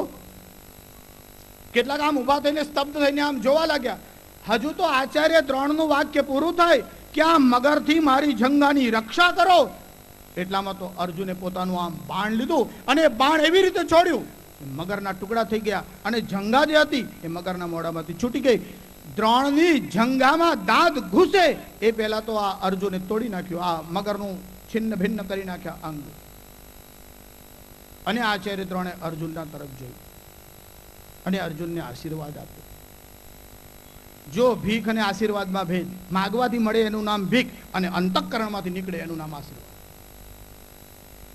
અને તમે આવું ના સમજો કે માગવા જ પડે આશીર્વાદ. ખાલી દૃષ્ટિ પડે તો પણ આશીર્વાદ તો છે જ. ખાલી આમ લાંબા લાંબા મંત્ર બોલ્યા કરે, ધાન્યમ ભલે ભલે બોલવું, એમાં કંઈ વાંધો નહીં. ધાન્યમ ધનમ પશુમ બહુપુત્ર લાભમ સત સંવત્સરમ દીર્ઘમાયુ અપુત્રાહ પુત્રિણ સંતુ. મહાભારતમાં એવો પ્રસંગ આવ્યો. સુદામા જે છે ભગવાનને ઘેર ગયા દ્વારકામાં અને ભગવાને પ્રણામ કરે એટલે સુદામાએ આશીર્વાદ આપ્યો. સુદામા બહુ લાંબો મંત્ર બોલ્યા. પછી ભગવાને પોતાની રાણીઓને ઈશારો કર્યો કે આ બ્રાહ્મણનો આશીર્વાદ લઈ લો, આવો બ્રાહ્મણ જોવા નહીં મળે. એટલે રાણીઓ અંદરથી આવી. સુદામા આશીર્વાદ આપવા લાગ્યા. 1 2 3 4. હવે શ્વાસ ફૂલવા લાગ્યો મંત્ર બોલતા બોલતા. એટલે 5 થયા એટલે સુદામાએ પૂછ્યું કેટલા બાકી છે. ભગવાને કીધું હજુ તો 16,103 બાકી છે. કીધું તું અહીં આવ, તને આપું એટલે બધાને પહોંચી જશે. ભગવાનને પણ આશીર્વાદ આપવાનું સામર્થ્ય આ બ્રાહ્મણોનું છે. એનું કારણ નિષ્કારણ, કોઈ પણ કારણ વગર ષડંગ વેદોનું અધ્યયન કરતા હતા. બ્રાહ્મણોએ વેદાધ્યયન છોડવા માંડ્યું એટલે સમાજમાંથી તેમની પ્રતિષ્ઠા ખલાસ થવા લાગી. આચાર્ય દ્રોણની જંગા જે હતી એ મગરે પકડી, પણ દાંત અંદર જાય પહેલા તો આ મગરને ચીરી નાખ્યો અને અર્જુનને આશીર્વાદ આપ્યો. અજેય સર્વ શત્રુણામ, તને યુદ્ધમાં કોઈ જીતી શકે નહીં. અજેય સર્વ શત્રુણામ એને કહેવાય આચાર્યોપાસનમ શૌચમ. પણ તમને એક બીજો ભેદ કહું. આચાર્ય શબ્દથી એક અર્થ તો થાય છે વિદ્યાગુરુ. તમને બધાને ખબર છે કે રામકૃષ્ણ પરમહંસના ગુરુ કોણ હતા? સારું, વિવેકાનંદના ગુરુ કોણ હતા? કારણ કે તોતાપુરી સ્વામી તો બહુ થોડા સમય માટે આવે. પણ વિવેકાનંદને ભણાવવા માટે કોઈ શિક્ષકો હશે કે નહીં, પહેલામાં બીજામાં ત્રીજામાં, પણ લોકો રામકૃષ્ણનું નામ લે છે, પેલા શિક્ષકોનું નામ કેમ લેતા નથી? એટલે તમને અર્થાર્થી બનાવે છે. જો વિદ્યાર્થી અને અર્થાર્થીમાં ભેદ છે. એક વિદ્યા તો પેટ ભરવા માટેની છે, એને કલા પણ કહેવાય. વિદ્યા અને કલામાં ભેદ છે. પણ જે બ્રહ્મ વિદ્યા ભણાવે એને ગુરુ કહેવાય. એટલે અર્જુનના ગુરુ કોણ છે? ભગવાન શ્રી કૃષ્ણ છે. એટલે તો ગીતામાં કહે છે શિષ્યસ્તેહમ સાધિમામ ત્વામ પ્રપન્નમ. આચાર્ય દ્રોણ તો વિદ્યા ગુરુ છે, તો પણ અર્જુને એવી સેવા કરી છે. આચાર્યોપાસનમ શૌચમ સ્થૈર્યમાત્મ વિનિગ્રહ. સ્થિરતા જોઈએ વિદ્યાર્થીમાં, અને આત્મ વિનિગ્રહ, પોતાના શરીર ઉપરનો કંટ્રોલ જોઈએ. જો ભગવાન આદ્ય શંકરાચાર્ય ઉપદેશ શાસ્ત્રીના બે ભાગ છે, એક ગદ્ય છે અને બીજો પદ્ય છે. એ ગદ્ય વિભાગમાં જે 5મું સૂત્ર છે એમાં આવું લખ્યું કે અમાનિત્વાદી ગુણંચ, એટલે અમાનિત્વાદી ગુણ શિષ્ય ધારણ કરવા. પણ 6થા સૂત્રમાં લખ્યું ગુરુ કેવા હોવા જોઈએ. એનું કારણ કલિયુગમાં તો કેટલા લોકોને કેવા લોકો ગુરુ થઈ ગયા છે. એટલે ભગવાન આદ્ય શંકરાચાર્યે ગુરુના 23 ગુણ લખ્યા કે આટલા ગુરુ જેની પાસે હોય, ગુણ જેની પાસે હોય એની પાસે બ્રહ્મ વિદ્યા શીખવા માટે જવાય. બાકી માદળિયા માટે તમારે ગુરુ કરવાની જરૂર નહીં, તો જ્યાં તમારી ઈચ્છા થાય ત્યાંથી લઈ. પણ બ્રહ્મ વિદ્યા વિષયનું જ્ઞાન જોઈએ, તે ગુરુ તમારા કેવા હોવા જોઈએ? આચાર્યસ્તુ ઉહાપોહ ગ્રહણ ધારણ સમદમ દયાનુગ્રહાદિ સંપન્નો લબ્ધાગમો દૃષ્ટા દૃષ્ટ ભોગેશ્વનાસક્ત ત્યક્ત સર્વ કર્મ સાધનો બ્રહ્મવિદ બ્રહ્મણિ સ્થિતો ભિન્ન વૃત્તો દંભ દર્પ કુહક સાઠ્ય માયા અનૃત અહંકાર મમત્વાદિ દોષ વર્જિત કેવલ પરાનુગ્રહ પ્રયોજનો વિદ્યોપયોગાર્થી. આ 23 ગુણથી યુક્ત હોય એ તમને બ્રહ્મ વિદ્યા આપી શકે. એમાં આરંભમાં લખ્યું ઉહાપોહ ગ્રહણ ધારણ સમદમ દયાનુગ્રહો. ઉહાપોહ, ઉહ કોણે કહેવાય? કોઈ વિદ્યાર્થીને તમે કોઈ વાત સમજાવી રહ્યા, પછી એનું મોઢું જોયા પછી તમને લાગે કે આમ બેઠો છે, સમજાયું નથી. એનું મોઢું જોઈને ગુરુને સમજણ પડી જાય આના મગજમાં ઉતર્યું નથી. કારણ કે વેદાંતનો વિષય કઠિન છે. એટલે શિષ્યના બાહ્ય લક્ષણને જોઈને કે આ મારી વાત સમજી શક્યો નથી, એટલે નવી યુક્તિઓને દ્રષ્ટાંત દ્વારા સિદ્ધાંતને સમજાવો, એનું નામ ઉહ છે. એવું સામર્થ્ય ગુરુના પાસે હોવું જોઈએ. અપોહ, અપસિદ્ધાંતનું ખંડન કરવાનું અને સાચી વાતનું પ્રતિપાદન કરવાનું જે સામર્થ્ય હોય એને કહેવાય છે અપોહ. જો બુદ્ધિના 8 ગુણ છે. હવે હમણાં તો હું તમને ખાલી નામ જ કહેવાનું, હા ભાઈ, બધું બોલવા બેસું તો શક્ય નથી. વાલ્મીકી રામાયણમાં એવી એક કથા આવે છે, પ્રસંગ આવે કે સીતાજીએ જ્યારે હનુમાનજીને જોયા અને આ અશોક વાટિકામાંથી સીતાને કેમ લઈ જવા અને રાક્ષસોને મારવા તૈયાર થયા, પછી સીતાજીએ ના પાડી કે હવે રાવણનો વધ થયો છે, આમને મારવાની જરૂર નથી, કેમ કે આ તો બધા સત્તાને આધીન હતા, એટલે રાવણની આજ્ઞાને કારણે કષ્ટ આપતા હતા, બાકી આમની મનોવૃત્તિ ખોટી નથી. હનુમાનજી તરત અટકી ગયા. શક્તિશાળી માણસને અટકાવવો બહુ મુશ્કેલ.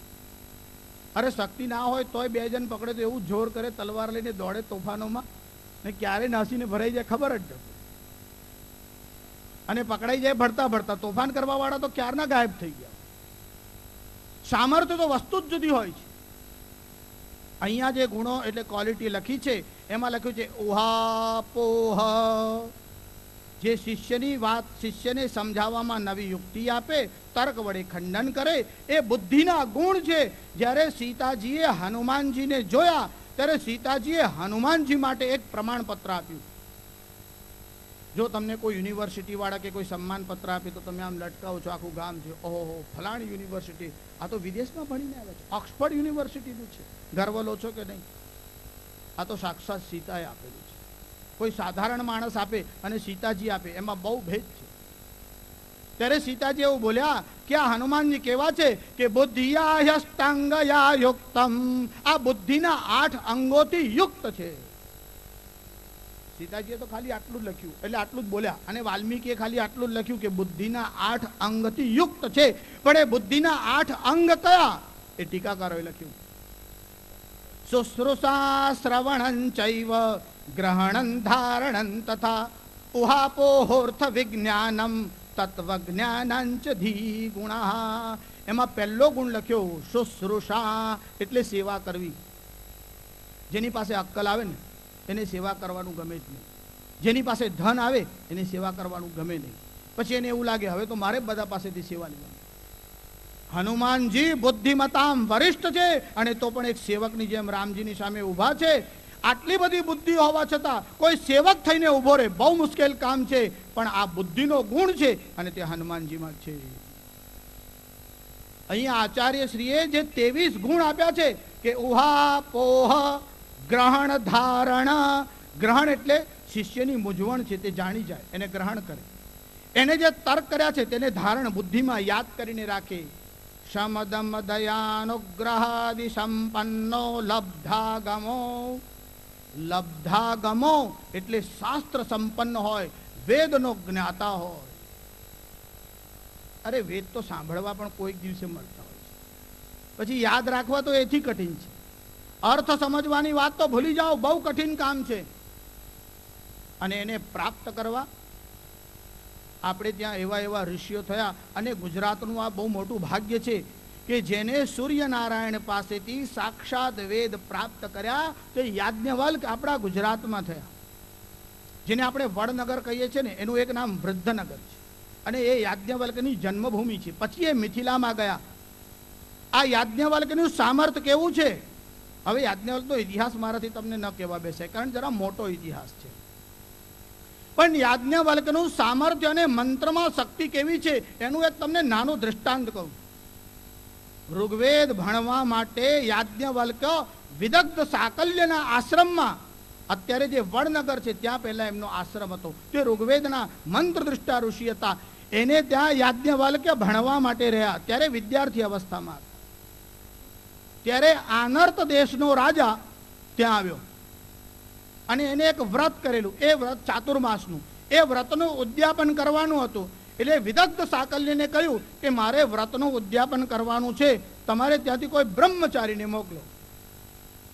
એટલે યાજ્ઞવલ્કને બોલાવ્યો અને કીધું આ રાજાને ત્યાં પૂજા કરવા જવાનું. એટલે યાજ્ઞવલ્કે પૂજા કરાવવા માટે ગયા. પણ સત્તા હાથમાં આવે, ધન હાથમાં આવે એટલે માણસને નશો આવે છે. આ સુપ્રિય નામનો રાજા હતો અને યાજ્ઞવલ્ક જ્યારે પૂજા કરાવવા માટે ગયા અને અક્ષત એટલે ચોખા અને પુષ્પ મેળવેલું જે જળ હતું એ લઈને આમ રાજાના માથે આમ છાંટવા જાય, ત્યાં રાજાએ કીધું મારા માથે શું કામ છાંટે છે? અશ્વશાળા એટલે ઘોડાને બાંધવાની શાળા બાજુમાં હતી. કીધું આ થાંભલા દેખાય છે એના ઉપર નાખ. અને યાજ્ઞવલ્કે અભિમંત્રિત કરેલું જળ અશ્વશાળાના થાંભલા ઉપર નાખ્યું.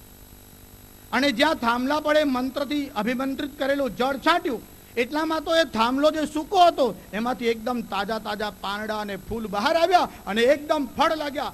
હવે રાજાના મનમાં વિચાર આવ્યો કે આવું મંત્રિત જળ જો મારા ઉપર નાખ્યું હોત તો હું અમર થઈ જાય. એટલે યાજ્ઞવલ્કને કહ્યું એવું કર, હવે આ જળ મારા માથે નાખ. યાજ્ઞવલ્કે કીધું તારામાં લાયકાત નથી કે હું તારે ત્યાં પૂજા કરાવવા આવું. અમારા ઋષિઓનું આવું સામર્થ્ય હતું કે દક્ષિણા આપે એટલે રાજાની દાઢીમાં હાથ નાખવાનો. આવું આ ઋષિઓ કરતા નહીં. બ્રાહ્મણો અને આ ઋષિઓનો સ્વભાવ કેવો હતો? સુપ્રિય રાજા હતો અને એને કહ્યું કે તારામાં લાયકાત નથી કે હું તારે ત્યાં પૂજા કરાવવા આવું. મારા ગુરુની આજ્ઞા હતી એટલે તારે ત્યાં પૂજા કરાવવા આવ્યો, બીજી વાર તારે ત્યાં આવીશ નહીં. અને યાજ્ઞવલ્ક ત્યાંથી ઊભા થઈને પાછા આવ્યા. હવે રાજાને મનમાં બહુ દુઃખ થયું. આવો પવિત્ર બ્રાહ્મણ, બ્રહ્મચારી, વેદ અને મંત્રનો જ્ઞાતા અને મારે ત્યાંથી આવી રીતે પાછો ગયો. એટલે સાકલ્ય ઋષિના આશ્રમમાં ગયા અને સાકલ્યને પ્રાર્થના કરીને કીધું તમારે ત્યાં ગઈકાલે જે બ્રહ્મચારી આવ્યો હતો એને આજે પૂજા કરવા મારે ત્યાં મોકલો. હવે સાકલ્યને ખબર નહોતી કે યાજ્ઞવલ્ક આવી પ્રતિજ્ઞા કરીને આવ્યા છે. અને કીધું કે આવશે. યાજ્ઞવલ્કને બોલાવ્યો અને કીધું આ રાજાને ત્યાં પૂજા કરવા જવાનું છે. યાજ્ઞવલ્કે કીધું ગુરુદેવ બીજી કોઈ આજ્ઞા કરો, આપની કોઈ પણ આજ્ઞા હું માનીશ. આજ્ઞા ગુરુણામ હ્યવિચારણીય. ગુરુની આજ્ઞા થાય પછી એમાં ચાપલુસી કરવાની હોય નહીં, બુદ્ધિ ચલાવવાની હોય નહીં. યાજ્ઞવલ્કે કીધું તમે બીજી કોઈ આજ્ઞા કરો, કારણ આ રાજાની પાત્રતા બહુ સારી નથી, હું જાણું છું, એને મારો અનાદર કર્યો છે, હું બીજી વાર ત્યાં જઈશ નહીં. હવે ઋષિએ રાજાને વચન આપ્યું કે મારો શિષ્ય આવશે, અને શિષ્ય ના પાડી એટલે સાકલને છીડ્યા અને યાજ્ઞવલ્કે કીધું કે જો મારી આજ્ઞા ન માનવી હોય તો મારા આશ્રમમાંથી ચાલ્યો જા. યાજ્ઞવલ્કે કીધું ગુરુજી આપ કહો તો હું ચાલ્યો જઈશ, પણ રાજાને ત્યાં હું નહીં જઈશ. અને યાજ્ઞવલ્ક આશ્રમ છોડીને જવા લાગ્યા ત્યારે ગુરુએ કીધું મેં જે વિદ્યા ભણાવી છે તે પાછી આપી. અભિમંત્રિત કરેલું જળ આપ્યું અને જે વિદ્યા યાજ્ઞવલ્ક શીખ્યા હતા એ બધી ઓકાવી કાઢી અને યાજ્ઞવલ્ક ત્યાંથી ગયા, વૈશંપાયન મુનિના આશ્રમમાં ગયા. ત્યાં પણ એવું થયું, બધા ઇતિહાસ કહે તો ક્યાં બેસ્યું, પણ વૈશંપાયનનો આશ્રમ છોડીને જવાનું થયું ત્યારે સૂર્યનારાયણની ઉપાસના કરી અને સૂર્યનારાયણ પ્રસન્ન થયા. કીધું શું ઈચ્છા છે કે મારે આપની પાસે વેદ ભણવો છે, કેમ કે મનુષ્ય લોકમાં હું એવો કોઈ ગુરુ જોતો નથી જે મને ભણાવી શકે. કદાચ તમારી કોઈ વ્યક્તિમાં ગુરુ તરીકે શ્રદ્ધા ન થાય તો સપૂર્વેશામ અપી ગુરુ કાલેના નવચ્છેદાત. ઈશ્વર ગુરુઓના પણ ગુરુ છે, પણ ઈશ્વરને ગુરુ માનીને ચાલવાનું સામર્થ્ય સાધારણ જીવમાં નથી. અને યાજ્ઞવલ્કના તપ પછી સૂર્યનારાયણ પ્રસન્ન થયા અને કહ્યું કે તારે વિદ્યા ભણવી છે, પણ હું તો અવિરત કાર્ય કરું છું, એનું કારણ આખા બ્રહ્માંડની સુમેરુની પરિક્રમા કરું છું, તને ભણાવું ક્યારે? યાજ્ઞવલ્કે કીધું હું આપની સાથે સાથે ચાલીશ. હવે ગુરુની સામે પીઠ કરાય નહીં, એટલે જ્યારે સૂર્યનારાયણ ચાલતા હોય અને વિદ્યા ભણવી હોય તો એમને રિવર્સમાં ચાલવું પડે. તમે સમજી ગયા ને? આવું જ હનુમાનજીનું થયું હતું. હનુમાનજીના ગુરુ સૂર્યનારાયણ છે, એ પણ સૂર્ય પાસે વિદ્યા ભણ્યા હતા. યાજ્ઞવલ્ક્ય સૂર્યનારાયણના ઘોડામાં સૂક્ષ્મ રૂપથી બેઠા અને વિદ્યાને પ્રાપ્ત કરી અને સૂર્યની કૃપાથી એમને જે વેદ મળ્યો એનું નામ છે શુક્લ યજુર્વેદ. તમે જે આ બધો મંત્ર ઘોષ સાંભળો છો ને એ શુક્લ યજુર્વેદ છે. જેની વેદને લીધે આજીવિકા ચાલે છે એમને ખબર નહીં કે યાજ્ઞવલ્કે આ વેદ આપ્યો છે. ભારતીય તત્વજ્ઞાનના પિતા જો કોઈને કહી શકાય, ફાધર ઓફ ઇન્ડિયન ફિલોસોફી, તો તે યાજ્ઞવલ્ક્ય છે. એમને સૂર્યનારાયણ પાસેથી વેદ મેળવ્યા. લબ્ધાગમો ગુરુ કેવા હોય? જે વેદના શ્રુતિના જાણકાર હોય, આ 23 ગુણોથી સંપન્ન હોય, એની પાસે બ્રહ્મ વિદ્યા શીખી શકાય. ત્યારે આપણી પાસે કેટલું સામર્થ્ય છે અને આપણે કોણે ગુરુ બનાવીએ? જો આપણી જે પસંદગી છે તે આપણી શક્તિ અનુસાર અને સમજણ અનુસાર હોય છે. સૂર્યનારાયણ પાસેથી આપણે વેદ ન મેળવી શકીએ, દક્ષિણામૂર્તિની પાસે આપણે ભણી ન શકીએ, શંકરાચાર્ય આપણને મળે કે ન મળે, પણ શંકરાચાર્યનું સાહિત્ય આજે પણ આપણી સાથે છે. અને એ સાહિત્ય જો આપણી પાસે છે તો સમાજમાં સાહિત્ય પહોંચતું નથી અને પાખંડ ધર્મ ફેલાય છે. એનું કારણ શું છે? કારણ કે આપણે જપ કરવા નથી, તપ કરવા નથી, ઉપાસના કરવી નથી, અધ્યયન કરવું નથી. જેમ વિદ્યાર્થી હિન્દી 2 દિનો મેં તરત પાસ થઈ જવાય એવું કોઈ તાત્કાલિક મોક્ષ આપી દે. હવે તો મોક્ષ જથ્થાબંધ અપાય છે. તમે ટીવીમાં જોતા હશો, લોકો પેલા માર્કેટમાં બેસીને ટામેટા લઈ જાઓ, બટાકા લઈ જાઓ, એમાં ટીવીમાં આવીને કહે છે મોક્ષ લઈ જાઓ, જ્ઞાન લઈ જાઓ, મોક્ષ લઈ જાઓ, જ્ઞાન લઈ જાઓ. મોક્ષ કી મંડી લગતી હૈ. કલયુગમાં શું શું ના થઈ શકે? એ ભગવાન આદ્ય શંકરાચાર્યનું સાહિત્ય આજે પણ આપણી પાસે છે. એમને આ દક્ષિણામૂર્તિની સ્તુતિ લખી છે. તસ્મૈ શ્રી ગુરુમૂર્તયે નમ ઇદમ શ્રી દક્ષિણામૂર્તયે. એ દક્ષિણામૂર્તિના ચરણોમાં પ્રણામ કરી વાણીને વિરામ આપીશું. અસ્તુ સર્વેત્ર સુખિનઃ સંતુ સર્વે સંતુ નિરામયા સર્વે ભદ્રાણિ પશ્યन्तु મા કશ્ચિદ દુઃખમાપ્નુયાત. धर्म की अधर्म का प्राणियों में, विश्व का, गौ माता की, गंगे मैया की, भारत भारत. नमः पार्वती पतये हर हर